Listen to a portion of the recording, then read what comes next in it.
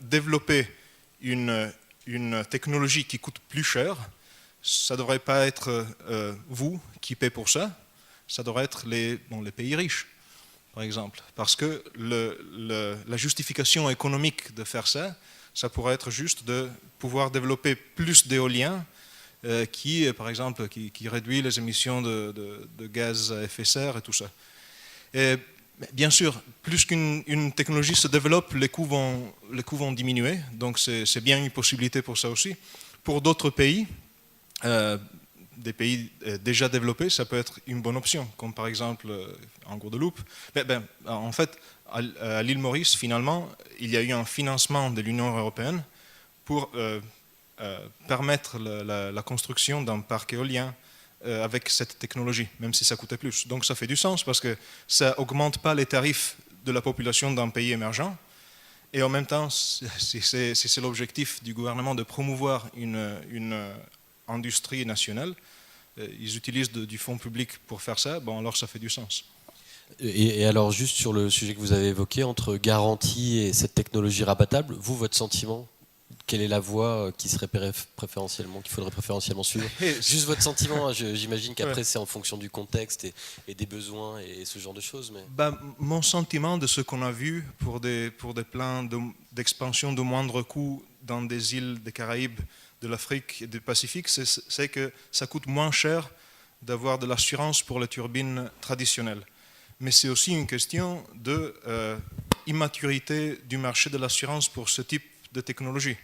Parce que les données sur les ouragans et tout ça, ça ne fait pas encore partie du portfolio des compagnies d'assurance. Donc c'est encore très très cher. Je m'attends que dans les prochaines années, deux choses se passent. Que le coût de la technologie de l'éolien rabattable puisse diminuer et en même temps qu'il y ait plus d'expérience de compagnies d'assurance. Je ne sais pas, c'est deux dynamiques qui marchent l'une contre l'autre. Mais si ça continue à être très haut le coût, ça pourrait vraiment valoir le coup d'avoir ces technologies. Sinon, si les compagnies d'assurance ont beaucoup plus d'expérience sur ça, ça pourrait être plus fort l'argument de continuer avec les turbines traditionnelles. Mais ça, c'est seulement mon sentiment, comme vous avez dit. Et pour la réglementation thermique, alors le deuxième point? Et vous voulez, pardonnez-moi, je suis... Building Codes Energy Efficiency. Oui, alors bien sûr, l'efficacité énergétique, c'est l'autre côté du discours. C'est extrêmement important, comme vous avez dit. Et oui, il y a des énormes opportunités dans les autres pays des Caraïbes pour ça. Il y a des opportunités de financement et il y a des opportunités de réglementation. Par exemple, un grand problème de l'efficacité énergétique, c'est ce qu'on appelle en économie un agency problem. C'est-à-dire, dans plusieurs pays, en particulier des Caraïbes, on n'investit pas dans l'efficacité énergétique parce que peut-être on loue une maison pour certains mois de l'année, ou sinon le secteur public a des bâtiments qui sont très vieux, et les gens qui sont en charge d'investir dans les technologies pour ces immeubles n'ont pas l'intérêt parce qu'ils n'auront pas les économies. Ce n'est pas eux de payer, donc ce n'est pas eux d'avoir les bénéfices de dépenser moins d'argent. Donc il y a une possibilité de réformer les codes de construction pour les bâtiments et pour rendre obligatoire l'utilisation d'équipements qui consomment de l'électricité, mais aussi le design pour tout ce qui est efficacité énergétique passive, du design de murs, de l'insulation, d'avoir des espaces vides qui permettent à l'air de circuler. C'est toutes des choses qui sont extrêmement importantes parce que le secteur du real estate dans plusieurs îles est en train vraiment d'exploser. Donc, ils sont en train de construire des bâtiments qui sont inefficaces, ils sont mal dessinés et qui vont rester là 40, 50 ans, peut-être plus. Donc, l'opportunité pour la Guadeloupe, là, c'est déjà de donner des conseils sur les réglementations de construction pour d'autres pays. Et ça doit être spécifique pour la région, comme vous avez dit que vous êtes en train de faire. Par exemple, en utilisant des technologies, je sais pas, des frigidaires qui viennent des États-Unis, qui sont certifiés pour les États-Unis, ils ne sont pas si efficaces que ça dans le contexte des Caraïbes. Ils sont certifiés pour des ambiances qui sont qui ont de l'air conditionné, qui n'ont pas le taux d'humidité qu'il y a ici, etc., etc. Donc, il faut des critères de ce qui est vraiment efficace, qui soit spécifique à un certain climat. Et l'expérience de la Guadeloupe ici pourrait être peut-être excellente, parce que les autres pays dans lesquels je travaillais, comme la Barbade, la Turcinque, Cosanguille, ils cherchent des modèles. Et ils ne sont pas si sûrs que ça de le trouver. Peut-être Jamaïque, il a un modèle qu'ils sont en train de développer, qui est assez avancé. Mais des modèles spécifiques pour ça, il manque encore. Et après, il y a la possibilité de financement. Il y a le fameux modèle ESCO qui a marché un peu aux États-Unis et au Canada, mais c'est parfois c'est bien compliqué. On parle beaucoup de ça, mais en termes de mise en œuvre, effectivement, c'est très difficile de le faire marcher. Mais des contrats plus simples de performance avec, par exemple, le secteur public aux Caraïbes, on pourrait juste dire, je viens, je vous installe cet équipement, je fais ça et ça et ça, et je suis payé ça si je performe selon un niveau de base. Et après, j'ai un prix qui est additionnel si je produis des économies additionnelles. Mais donc, des modèles de ESCO simplifiés pourraient marcher très bien aux Caraïbes, et ce serait une opportunité pour les compagnies de Guadeloupe aussi de construire, de financer des projets pour lesquels il y a un potentiel énorme. Je me permets juste de terminer ça. Si vous voyez ça, c'est un potentiel de renouvelable et efficacité énergétique dans les Caraïbes de l'Est. Eh bien, efficacité énergétique, juste ça, c'est l'argent que ça pourrait sauver. Et c'est aussi grand qu'un grand projet de géothermie en Dominique. Juste avec un taux de pénétration d'efficacité énergétique assez conservateur.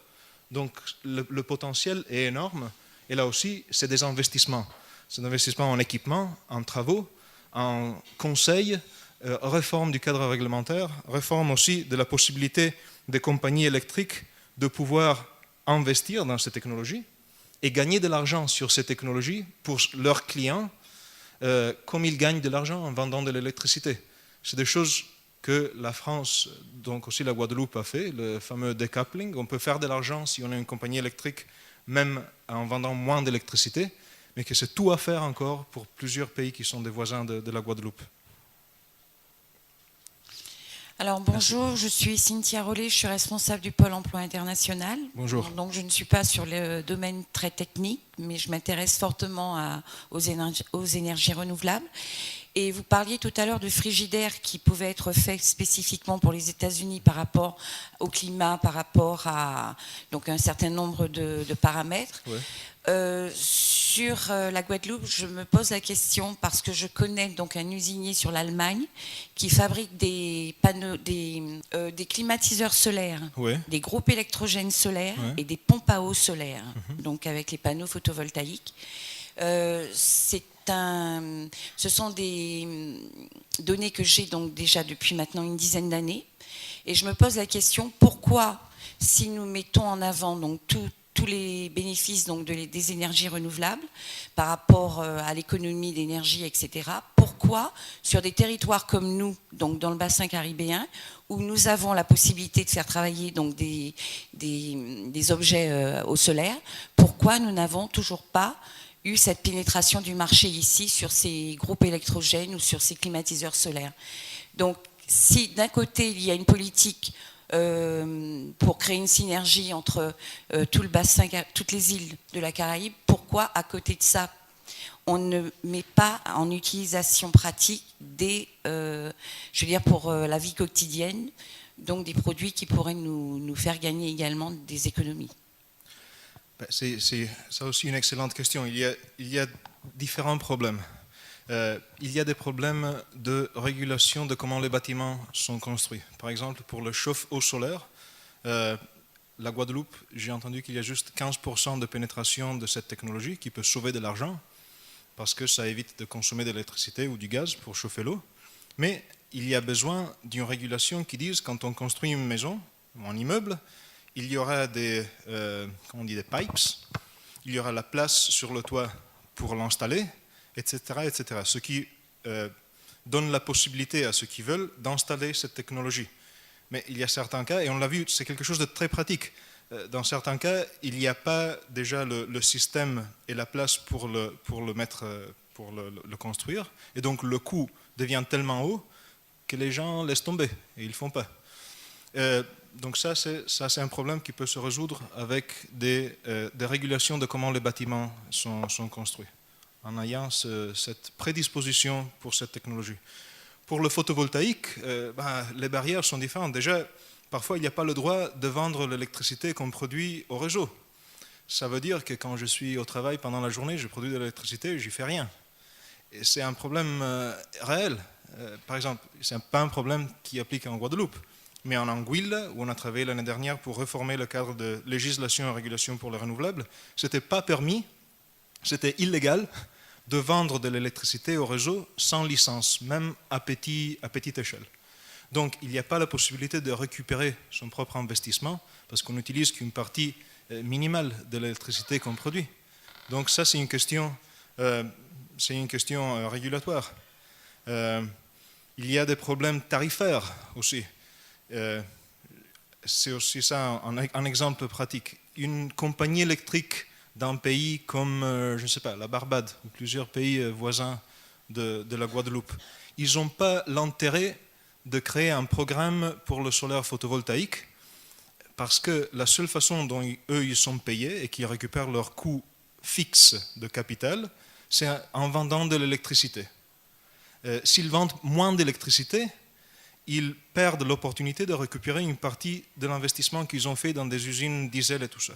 Donc là, il faut désagréger, si on dit ça en français, je ne sais pas, la structure tarifaire pour permettre aux gens de payer différemment pour le service de backup, c'est-à-dire d'avoir les usines là, même s'ils brûlent rien, et qui sont là quand on a besoin, et payer séparément pour quand on brûle vraiment du fuel pour produire de l'électricité. Ça donne l'incitation à la compagnie électrique de dire, OK, ça ne pose pas un problème d'avoir le photovoltaïque, parce que je vais pouvoir faire de l'argent, même si les gens produisent leur propre électricité.